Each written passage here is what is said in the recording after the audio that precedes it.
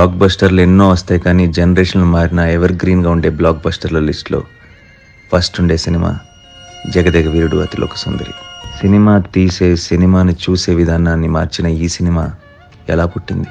అశ్విని దత్ గారికి ఏనాటి నుంచో ఎన్టీఆర్ జగదేక వీరుని కథ లాంటి ఫ్యాంటసీ సినిమా చిరంజీవి గారితో చేయాలని, అది తను ప్రేమగా బావా అని పిలుచుకునే రాఘవేంద్ర గారు మాత్రమే తీయగలరని గట్టి నమ్మకం ఉండేదట.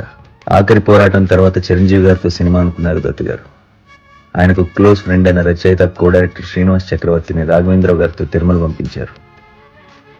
సరిగ్గా ఇద్దరు తిరుమలపై ఉండగా అశ్విని దత్ గారి మనసు తెలిసిన శ్రీనివాస్ చక్రవర్తి, దేవకన్య భూమి మీదకి వచ్చినప్పుడు ఆమె ఉంగరం పోతుంది, అది చిరంజీవి గారికి దొరుకుతుంది అని జస్ట్ ఊహా మాత్రమే చెప్పారు. అది రాఘవేంద్రరావు గారికి బాగా నచ్చింది. దత్ గారి కళకి దగ్గరగా ఉంది, ఆయనకి నచ్చింది. మరి జగదేక వీరుడికి జోడీగా అతిలోక సుందరి ఎవరు? అందరి మదిలో మిగిలిన పేరు ఒక్కరే, వైజయంతి ఆస్థాన నాయక, వెండితెర దేవత శ్రీదేవి. క్రేజీ కాంబినేషన్ సెట్ అయింది.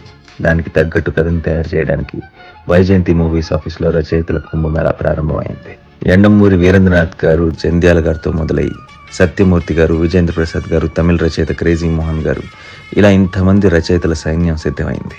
అంతేకాదు చిరంజీవి గారు కూడా 4 రోజుల పాటు అక్కడికి వెళ్ళి కథా చర్చల్లో పాల్గొని తన సలహాలు కూడా ఇచ్చేవారు.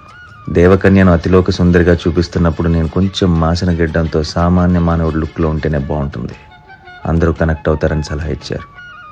ఇంకోవైపు బాంబేలో తన కాస్ట్యూమ్స్ తానే స్వయంగా డిజైన్ చేసుకుని కుట్టించడం మొదలుపెట్టారు శ్రీదేవి గారు.